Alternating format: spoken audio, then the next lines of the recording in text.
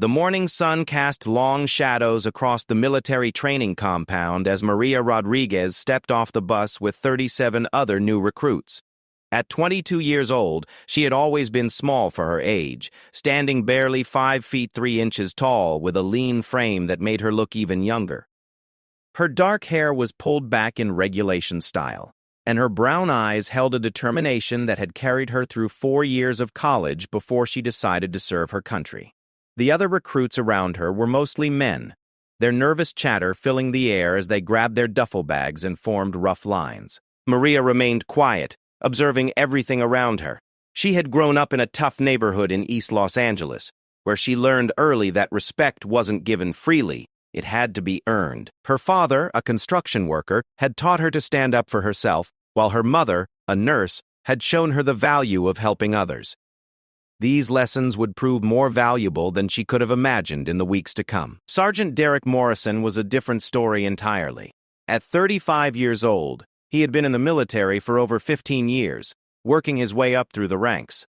Standing 6 feet 2 inches tall with broad shoulders and arms that showed the results of years of physical training, he cut an intimidating figure in his pressed uniform. His gray eyes were cold and calculating, and his jaw was set in a permanent scowl that had become his trademark among recruits.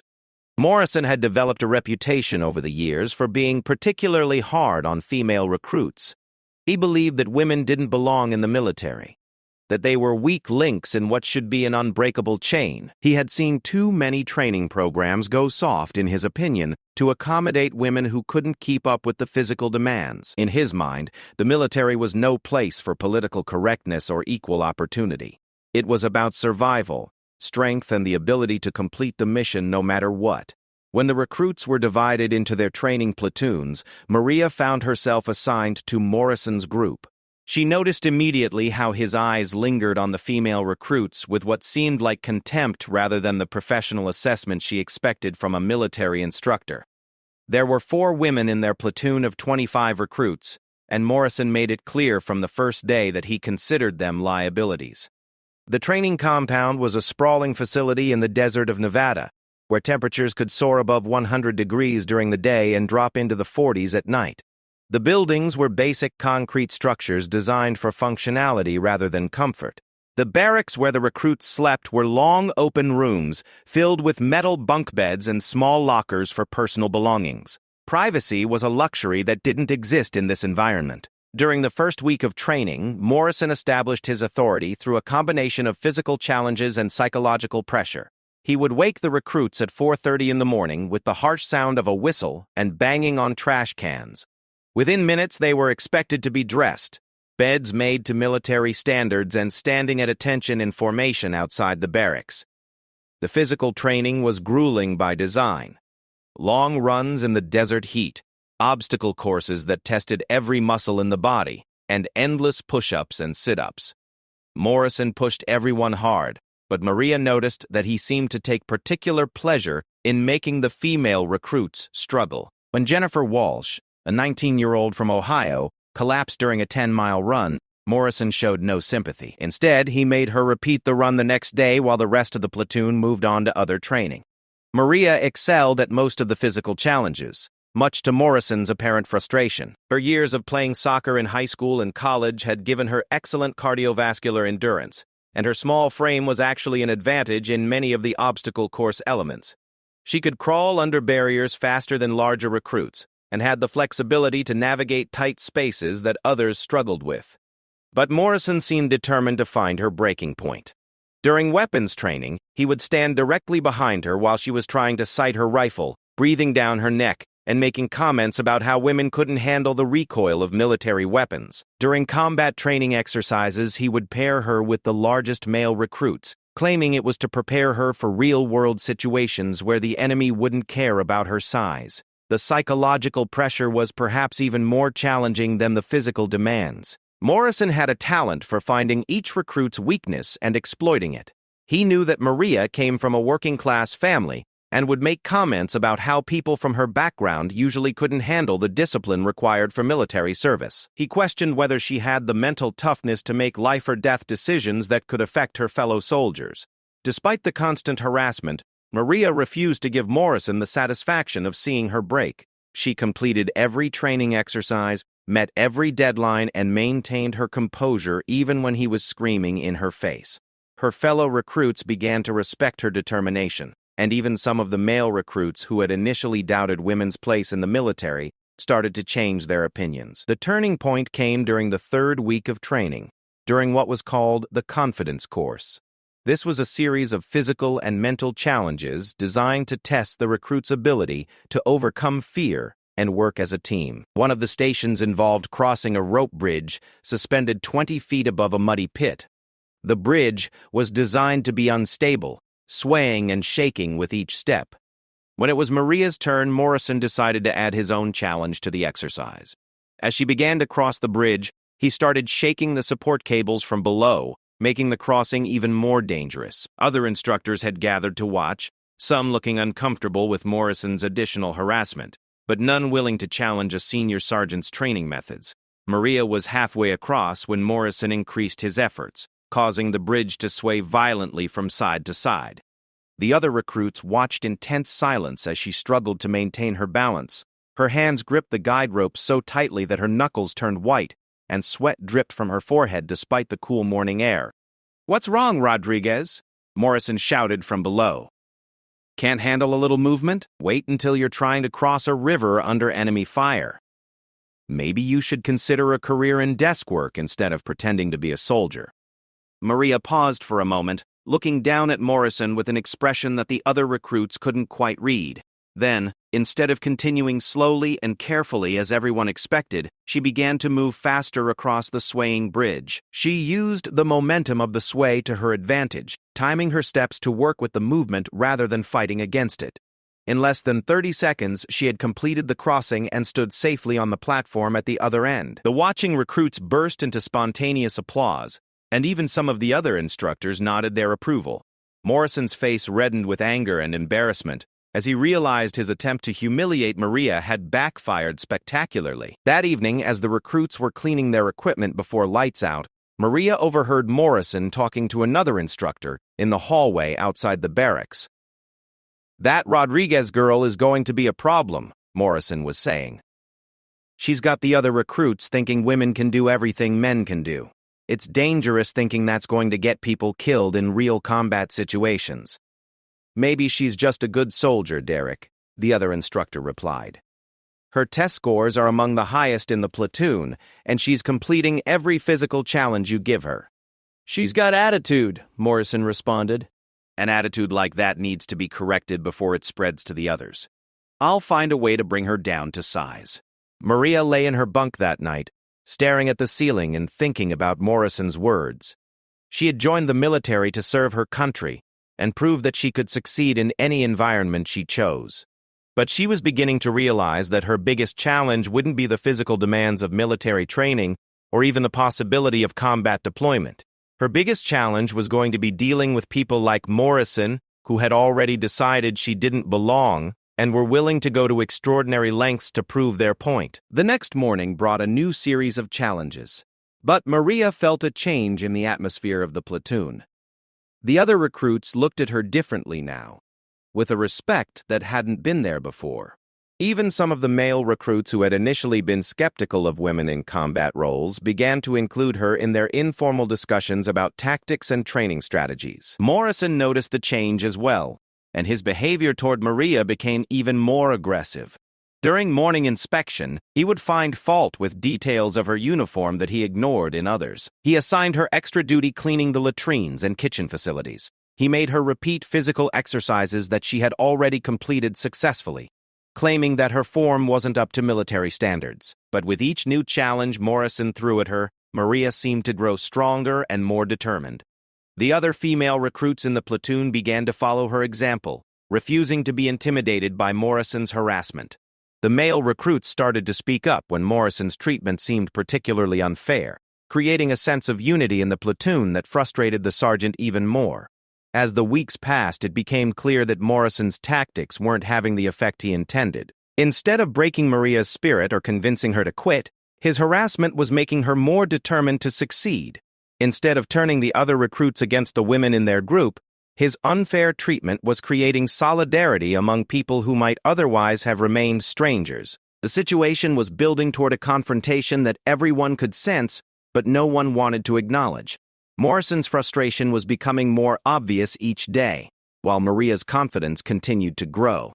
The other instructors were beginning to notice the tension, but military hierarchy made it difficult for them to question a senior sergeant's training methods, even when those methods seemed to cross the line from tough training into personal vendetta. What none of them realized was that the situation was about to reach a breaking point that would change everything for everyone involved. The events that were about to unfold would test not just Maria's physical abilities, but her character and her commitment to the values she believed the military should represent. And for Morrison, his attempt to prove that women didn't belong in his military would lead to consequences he never could have anticipated. The fourth week of training brought new challenges that pushed every recruit to their physical and mental limits. The desert sun seemed more brutal than ever, and the training exercises became increasingly complex and demanding. Morrison had introduced night training sessions, forcing the recruits to navigate obstacle courses and complete tactical exercises in complete darkness, using only starlight and their instincts to guide them. During one particularly difficult night exercise, the platoon was divided into small teams and given a mission to locate and retrieve simulated intelligence materials hidden throughout a 5-mile area of rough terrain. The teams had to work together, communicate effectively, and complete their objectives while avoiding detection by instructors acting as enemy forces. Maria found herself as the team leader for a group that included 2 male recruits, David Chen and Marcus Williams, along with fellow female recruit Sarah Thompson. Chen was a quiet, methodical soldier from California who had excellent technical skills, while Williams was a former high school football player from Texas who brought natural leadership abilities and physical strength to the team. Thompson was struggling more than the others with the physical demands of training, but she had a sharp mind for tactics and strategy. The night was particularly dark, with heavy clouds blocking most of the starlight. The team moved carefully through the rocky terrain, using hand signals and whispered communications to coordinate their movements. Maria had studied the maps extensively and had developed a strategy that would allow them to reach their objectives while avoiding the most heavily patrolled areas.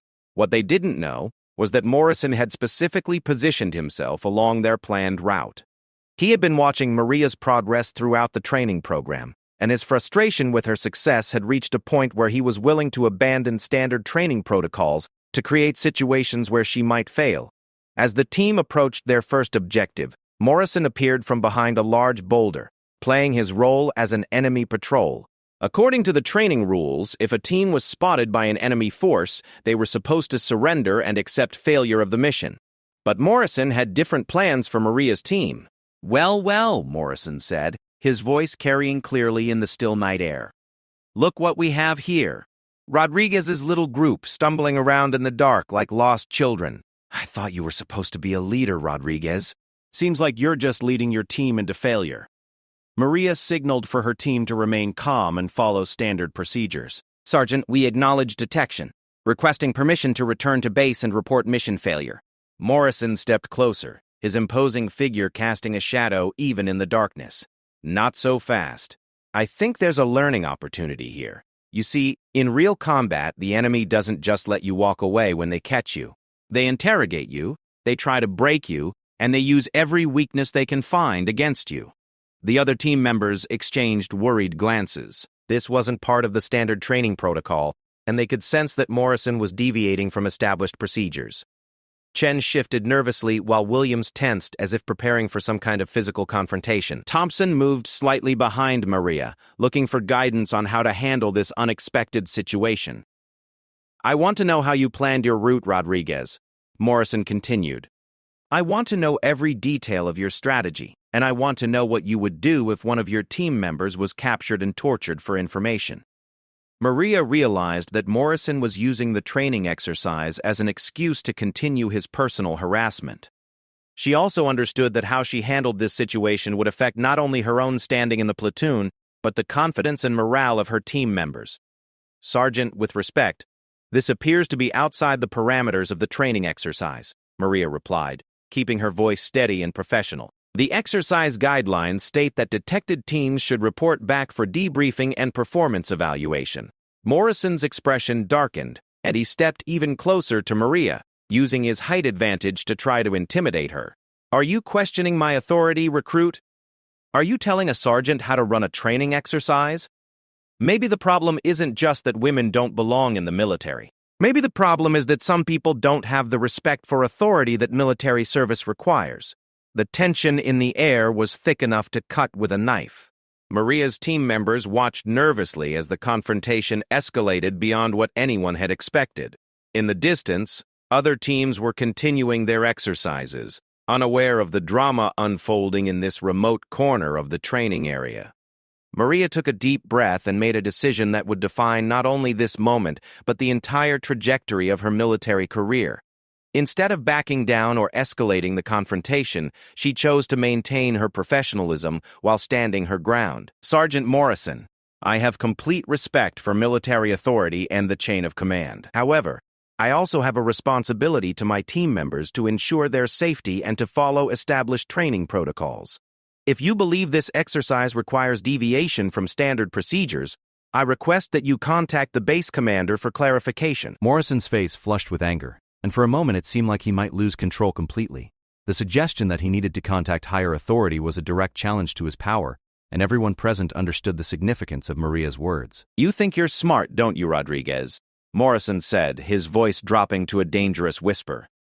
You think you can hide behind regulations and procedures. But let me tell you something about real military service. When bullets are flying and people are dying, nobody cares about your precious protocols. They care about whether you can follow orders and whether you can handle pressure. Williams finally spoke up, his voice respectful but firm. Sergeant, we're all here to learn and to become better soldiers.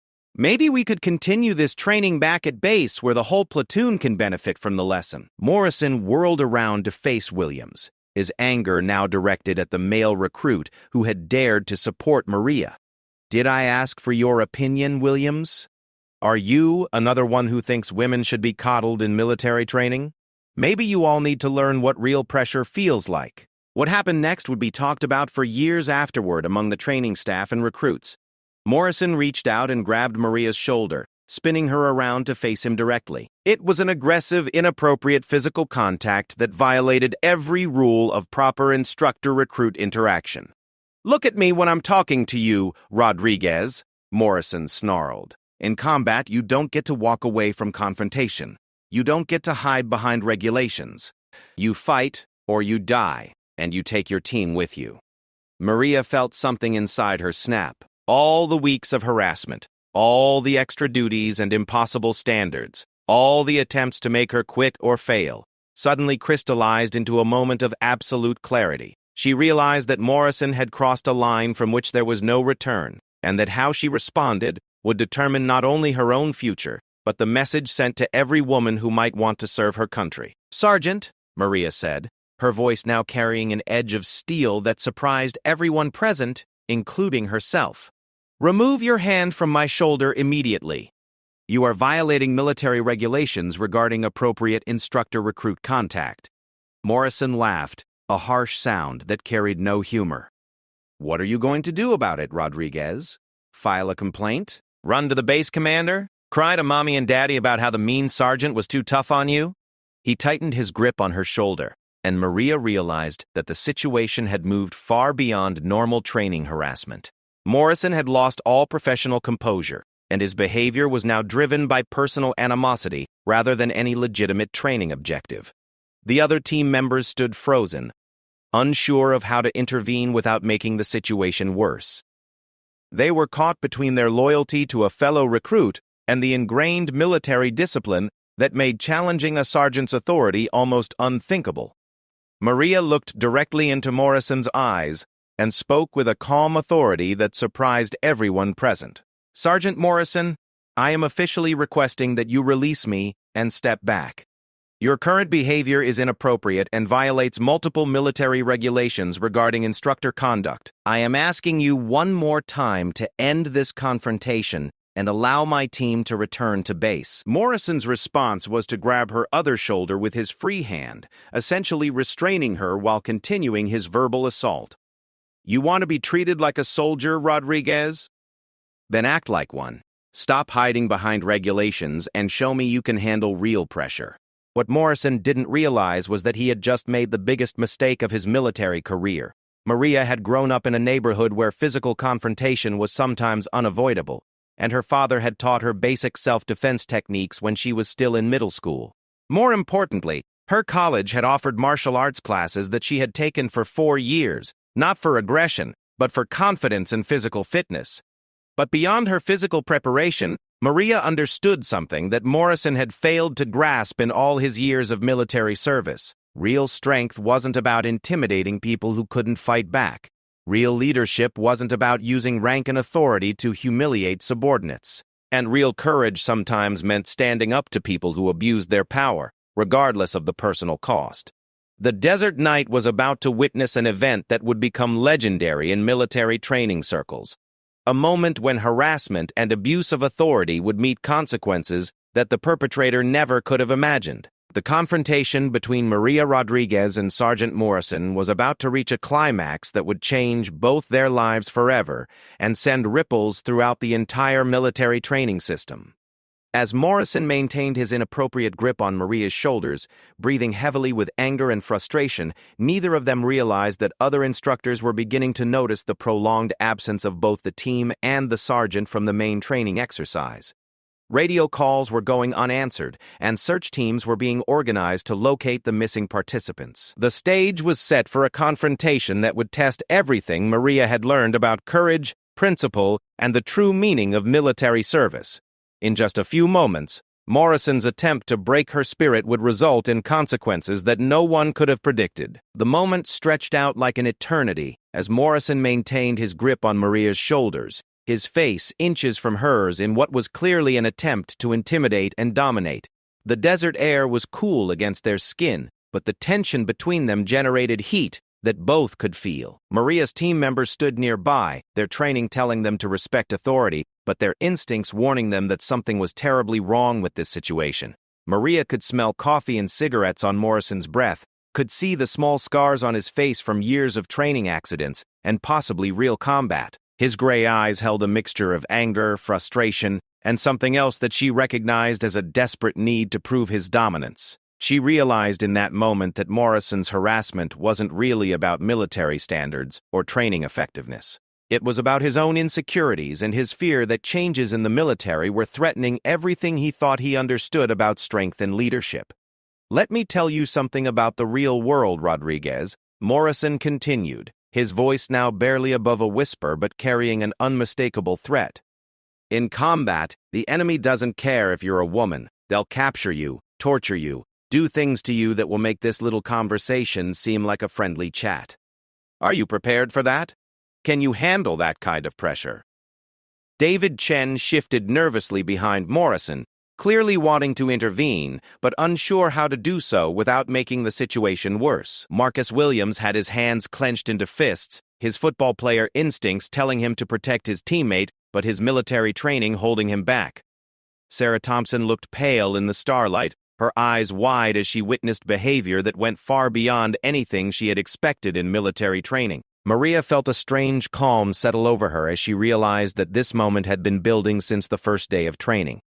All of Morrison's harassment, all his attempts to make her fail, all his comments about women not belonging in the military, it had all been leading to this confrontation where he would finally abandon all pretense of professional conduct and reveal his true nature. "Sergeant Morrison," Maria said, her voice steady and clear, "you have exactly 3 seconds to release me and step back, or I will be forced to defend myself.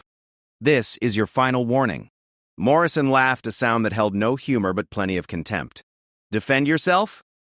What are you going to do, Rodriguez, hit a superior officer?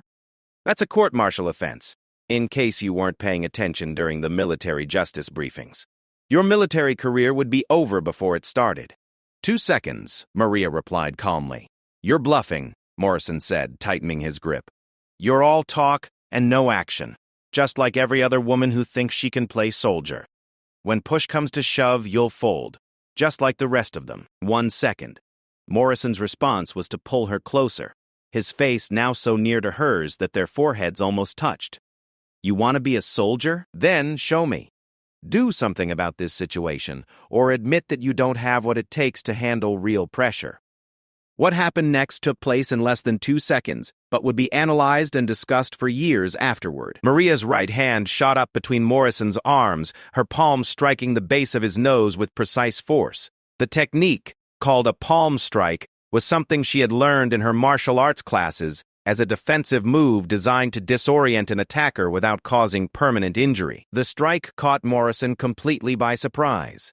He had been so focused on psychological intimidation that he hadn't considered the possibility that Maria might actually fight back. The impact caused his eyes to water immediately and his grip on her shoulders to loosen involuntarily.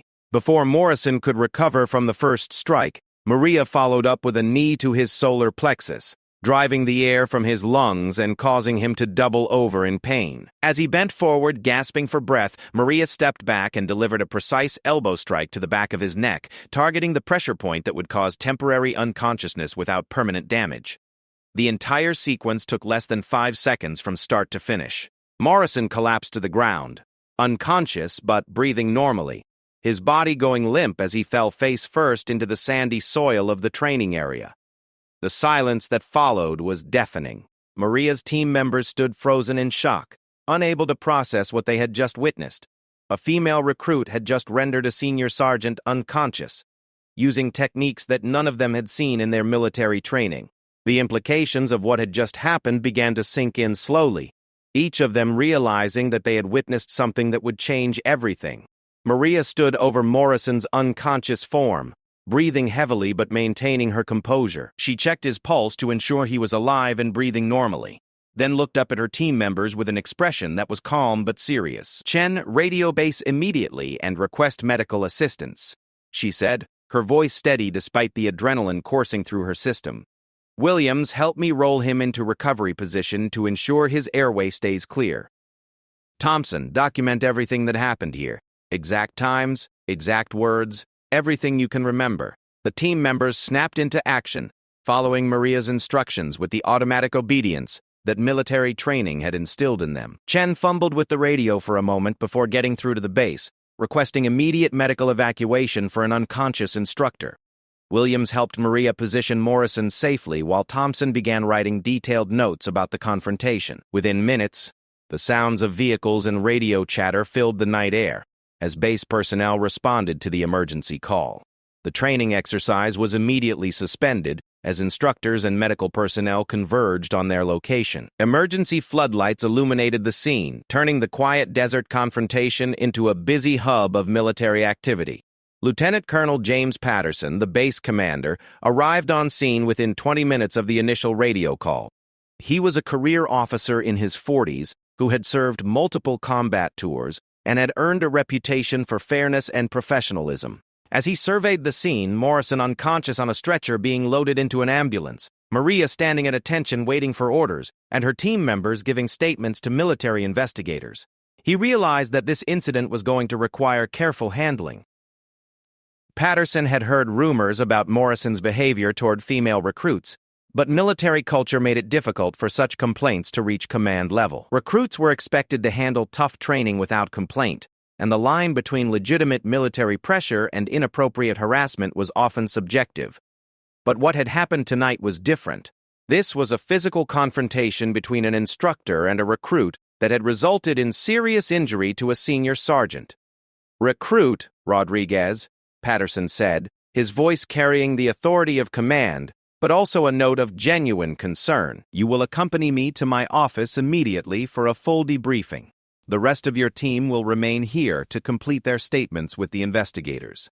As Maria walked toward the command vehicle, she could hear other recruits throughout the training area, buzzing with rumors and speculation about what had happened. Word was already spreading that Morrison had been taken to the base hospital and that a female recruit was involved, but the exact details remained unclear. During the drive back to base, Patterson didn't speak, but Maria could see him glancing at her occasionally in the rearview mirror.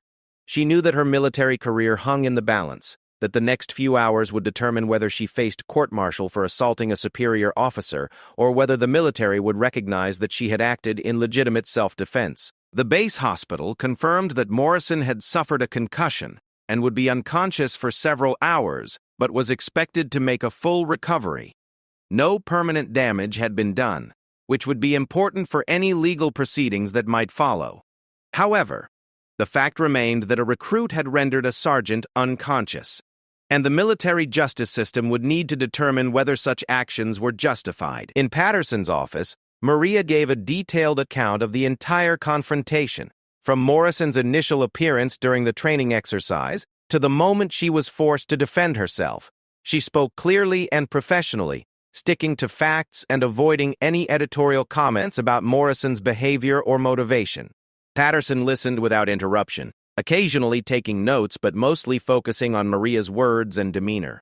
As a combat veteran, he understood the difference between legitimate military pressure and inappropriate abuse of authority. He also understood that the military was changing, that women were taking on increasingly important roles in combat situations, and that old attitudes about female soldiers needed to be updated.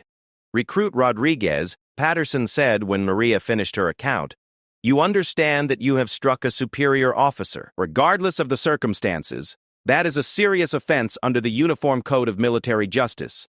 However, every soldier has the right to defend themselves against unlawful physical restraint and assault. The question is whether your response was appropriate and proportional to the threat you faced." Maria nodded, understanding the complexity of her situation. "Sir, I attempted multiple times to resolve the situation through proper channels and verbal de-escalation. I only used physical force when Sergeant Morrison physically restrained me and refused to release me despite repeated requests." Patterson was quiet for a long moment, considering the implications of the incident. He knew that Morrison had been reported for inappropriate behavior before, though nothing had ever been officially documented. He also knew that the military was under increasing scrutiny regarding its treatment of female personnel, and that how this situation was handled would send a message throughout the entire training command. "You will be confined to quarters pending a full investigation," Patterson finally said. "I am ordering a formal inquiry into this incident, including interviews with all witnesses and a complete review of Sergeant Morrison's conduct during this training cycle. You are not to discuss this incident with anyone except investigating officers and your assigned legal counsel." As Maria was escorted to her temporary quarters, she reflected on the events that had brought her to this moment. She had joined the military to serve her country and to prove that women could excel in any environment they chose. Now she found herself facing possible court-martial for defending herself against harassment and assault. The irony was not lost on her that in fighting to prove her worth as a soldier, she might have ended her military career before it truly began. But as she sat alone in the small room that would be her home during the investigation, Maria felt something she hadn't expected: peace. She had stood up for herself and her principles. She had refused to be intimidated or broken by someone who abused their authority. Whatever consequences she faced, she knew that she had acted with courage and integrity, and that those qualities would serve her well regardless of what the future held. The investigation that followed the incident between Maria Rodriguez and Sergeant Morrison would become one of the most thorough and significant inquiries in the history of the Military Training Command. Lieutenant Colonel Patterson understood that the outcome would set precedents for how similar situations would be handled in the future, and he was determined that the investigation would be fair, comprehensive, and transparent. Major Sarah Kim was assigned as the lead investigating officer. A graduate of West Point with a law degree from Georgetown University, Kim had experience in both military operations and legal proceedings. She was known for her meticulous attention to detail and her ability to remain objective even in highly charged situations. At 38 years old, she had served in combat zones and understood the realities of military life, but she also recognized the importance of maintaining professional standards and protecting soldiers' rights. The investigation began with detailed interviews of every witness to the confrontation. David Chen, Marcus Williams, and Sarah Thompson were questioned separately and extensively about everything they had observed during the training exercise and the subsequent confrontation. Their accounts were remarkably consistent, describing Morrison's increasingly aggressive behavior and his physical restraint of Maria despite her repeated requests for him to release her. Chen, despite his quiet nature, proved to be an excellent witness. His technical background had trained him to observe and remember details with precision. He was able to provide exact timestamps for key events, specific quotes from the confrontation, and detailed descriptions of Morrison's body language and tone of voice throughout the incident. Williams, with his natural leadership instincts, had been watching the situation closely and was able to describe the escalation of tension and the point at which Morrison's behavior shifted from inappropriate training methods to clear harassment and assault. His testimony was particularly powerful because of his initial skepticism about women in combat roles, which had changed as he observed Maria's performance throughout training. Thompson's account was especially valuable because she could speak to the pattern of Morrison's behavior toward female recruits throughout the training program. She documented multiple instances of harassment, extra duties assigned based on gender rather than performance, and comments that clearly indicated Morrison's belief that women didn't belong in the military. But the investigation went far beyond the immediate witnesses to the confrontation. Major Kim interviewed every member of the training platoon, asking about Morrison's conduct throughout the entire training cycle. What emerged was a disturbing pattern of behavior that had escalated over several weeks.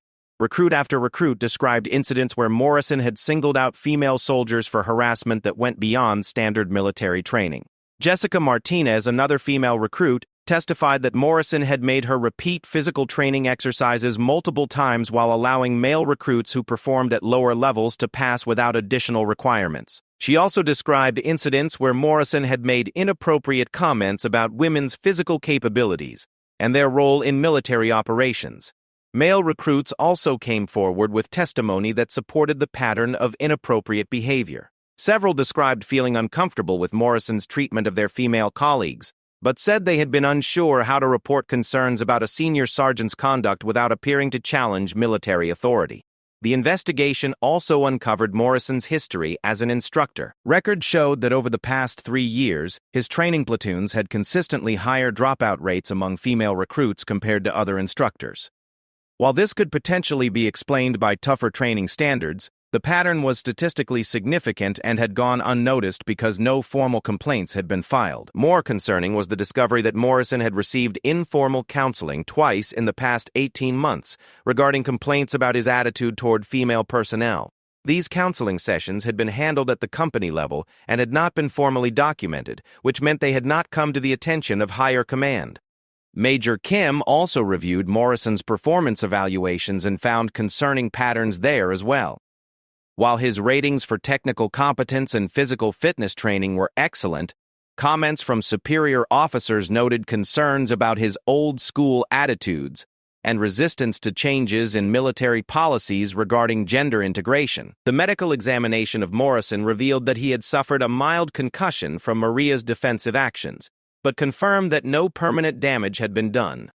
The medical team also noted that the injuries were consistent with defensive techniques designed to disable rather than cause lasting harm, which supported Maria's claim that she had used appropriate force to defend herself. Perhaps most importantly, the investigation revealed that other instructors had witnessed portions of Morrison's inappropriate behavior but had failed to report it through proper channels.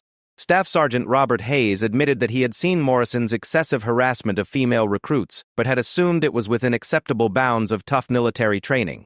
Lieutenant Mark Foster acknowledged that he had heard Morrison make inappropriate comments about women in military service, but had not considered them serious enough to warrant formal complaints. This pattern of bystander behavior highlighted a significant problem within the military culture: the reluctance of personnel to report inappropriate conduct by senior personnel, even when that conduct clearly violated military standards and regulations. As the investigation progressed, public attention began to focus on the case.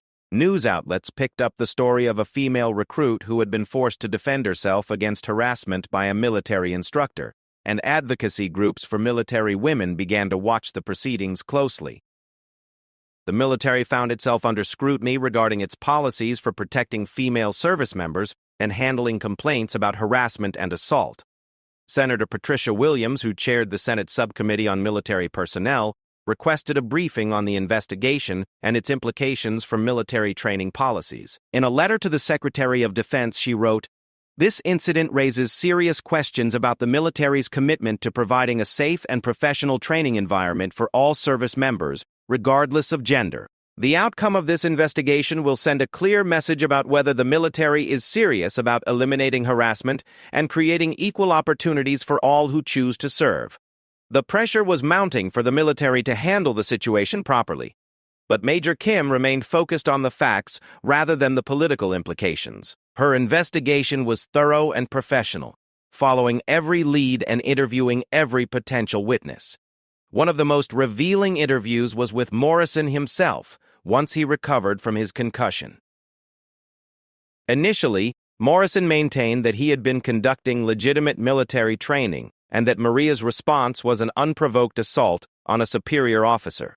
However, when confronted with the testimony of multiple witnesses and the pattern of behavior documented throughout the investigation, his story began to change. Under persistent questioning, Morrison eventually admitted that his treatment of female recruits had been influenced by his personal beliefs about women's role in the military. He acknowledged that he had intentionally made training more difficult for female recruits because he believed they needed to be toughened up for the realities of military service.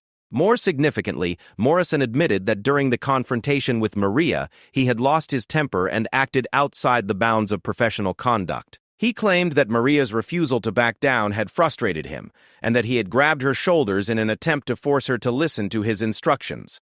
"I never intended to hurt the recruit," Morrison said during his formal interview.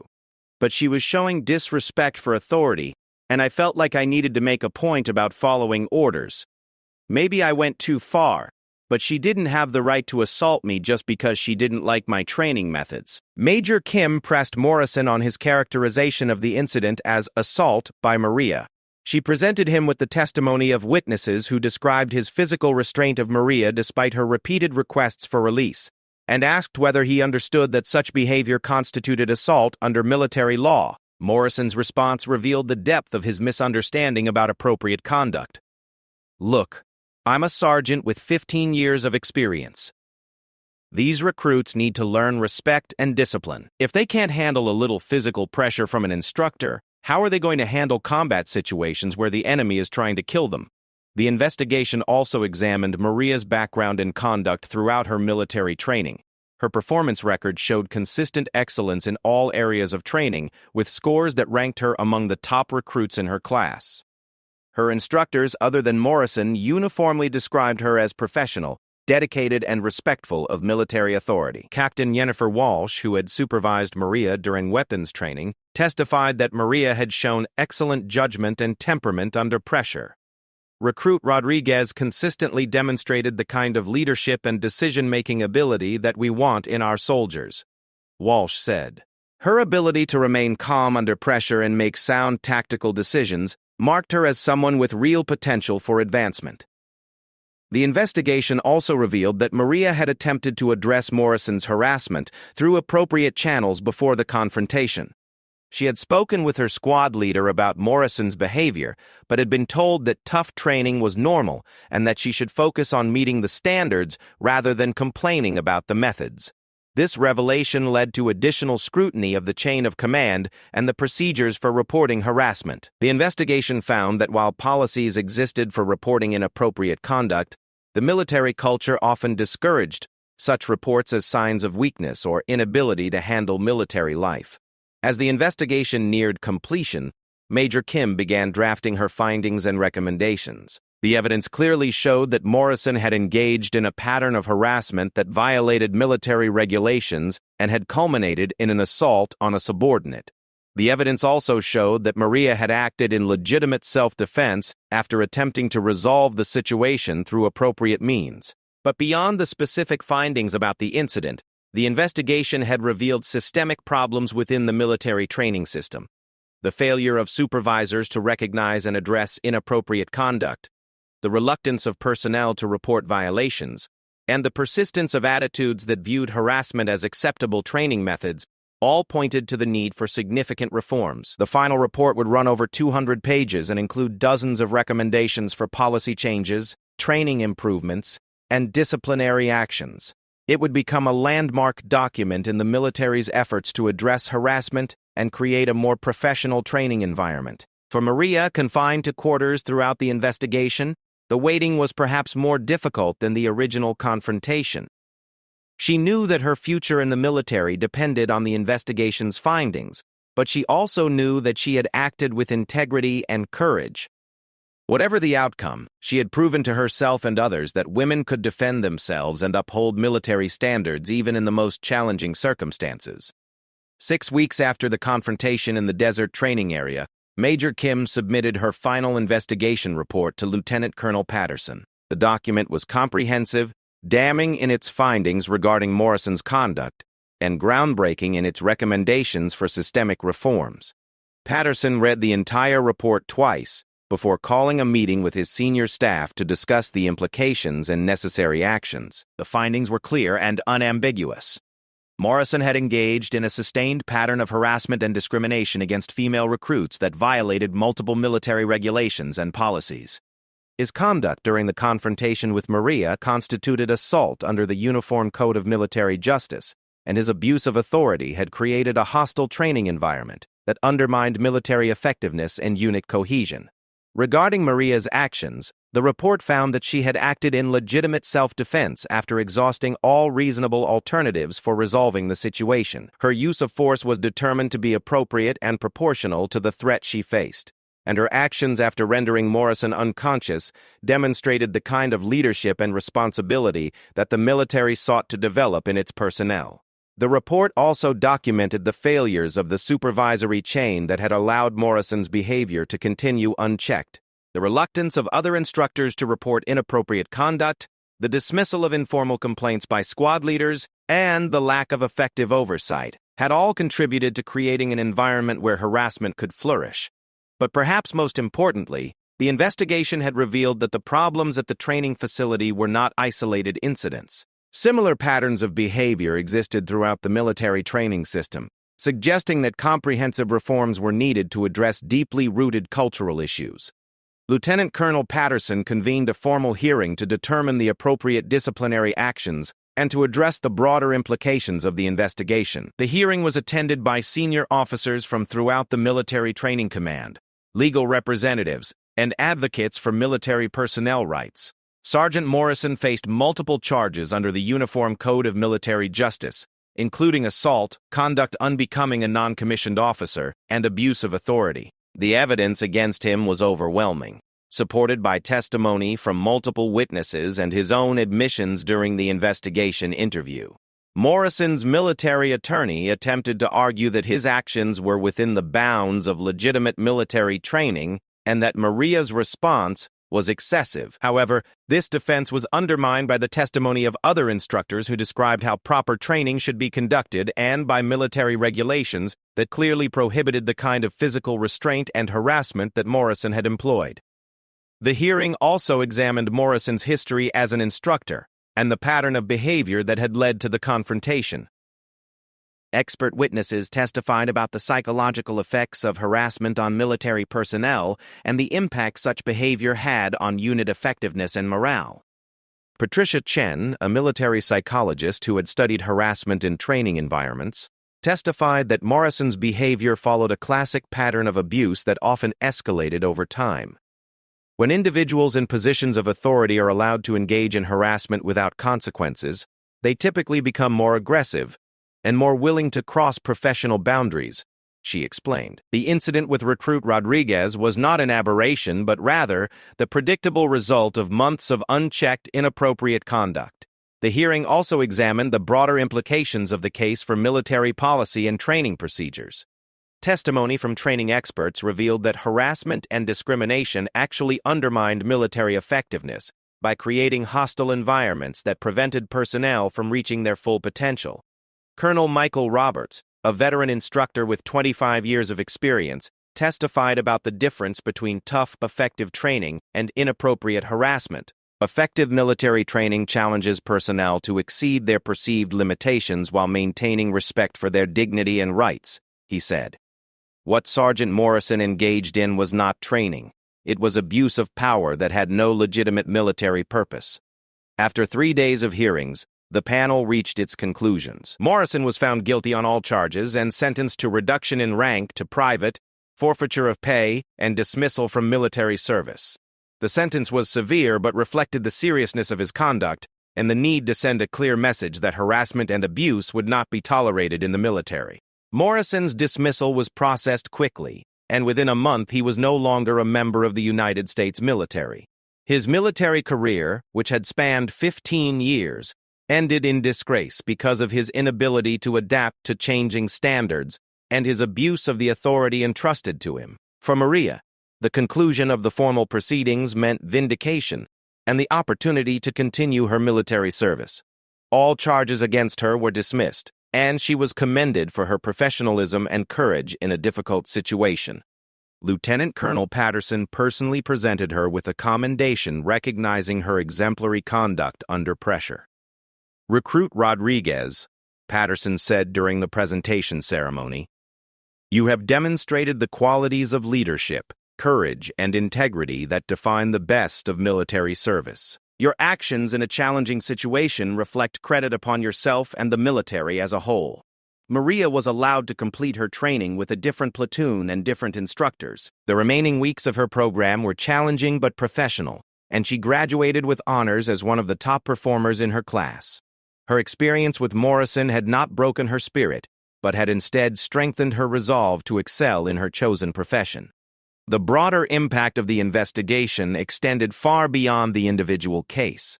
The Military Training Command implemented comprehensive reforms designed to prevent similar incidents in the future. New policies were established for reporting and investigating harassment complaints, with multiple channels for personnel to report inappropriate conduct without fear of retaliation.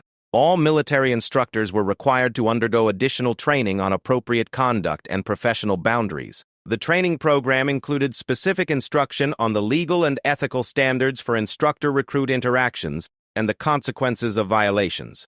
Regular monitoring and evaluation systems were put in place to identify problematic behavior before it could escalate to the level seen in Morrison's case. The military also implemented anonymous reporting systems that allowed personnel to report inappropriate conduct without revealing their identity. These systems were designed to overcome the cultural barriers that had previously prevented reports of harassment and abuse. Perhaps most significantly, the military began to address the underlying cultural attitudes that had allowed Morrison's behavior to continue unchecked. Senior leaders spoke publicly about the importance of creating professional, respectful training environments, and the military's commitment to equal opportunity for all service members, regardless of gender. General Patricia Martinez, the first woman to serve as commander of the Military Training Command, used the Rodriguez case as an example of the changes needed throughout the military. "This incident shows us that we cannot simply add women to traditionally male environments and expect everything to work smoothly," she said. "We must actively work to create cultures of respect and professionalism that allow all service members to reach their full potential." The case also had broader implications for civilian society.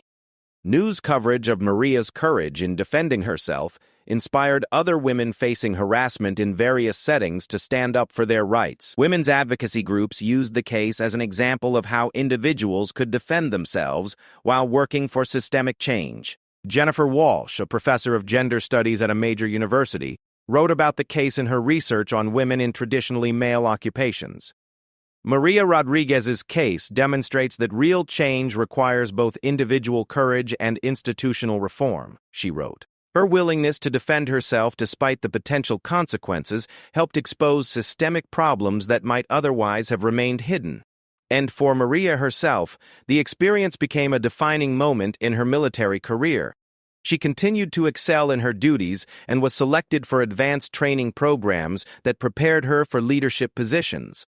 Her reputation for courage and integrity followed her throughout her service, and she became a mentor for other women entering military service. 5 years after the incident, Maria had been promoted to sergeant and was serving as a squad leader responsible for training new recruits. Her approach to training was demanding but respectful, challenging personnel to exceed their limitations while maintaining their dignity and rights. She often spoke to new female recruits about the importance of standing up for themselves while working within military structures to create positive change. "The military has changed significantly since I went through training," Maria would tell new recruits. But that change didn't happen automatically. It required people to have the courage to stand up for what was right, even when it was difficult or dangerous to do so. The training facility where the incident occurred was eventually renamed in honor of Major Kim, whose thorough investigation had helped expose the systemic problems and create the foundation for meaningful reform. A plaque in the facility's main building commemorated not just Kim's work, but also Maria's courage in defending herself and the importance of maintaining professional standards in military training. Morrison, meanwhile, struggled to find employment after his dismissal from the military. His military record made it difficult to find work in security or law enforcement, and he eventually found employment in construction. He rarely spoke about his military service or the incident that ended his career, but those who knew him said he seemed to have learned from the experience and had developed more respectful attitudes toward women and authority. The incident between Maria Rodriguez and Derek Morrison became a landmark case in military justice and training reform. It demonstrated that individual acts of courage could catalyze systemic change and that institutions could adapt and improve when confronted with evidence of their failures. More than a decade later, the military training system continued to evolve and improve, building on the foundations laid by the reforms that followed the Rodriguez case. Women served in all military occupations and at all levels of leadership. And while challenges remained, the kind of systematic harassment that Morrison had engaged in was no longer tolerated or ignored. Maria Rodriguez had enlisted in the military to serve her country and prove that women could excel in any environment they chose. In defending herself against harassment and abuse, she had done far more than complete her personal mission. She had helped transform an entire institution and had shown that real strength came not from the ability to intimidate others, but from the courage to stand up for what was right, regardless of the personal cost. The desert night when Sergeant Morrison tried to break her spirit had instead revealed her true character and had set in motion changes that would benefit countless service members for generations to come. Sometimes, in the span of just a few seconds, one person's courage can change the world.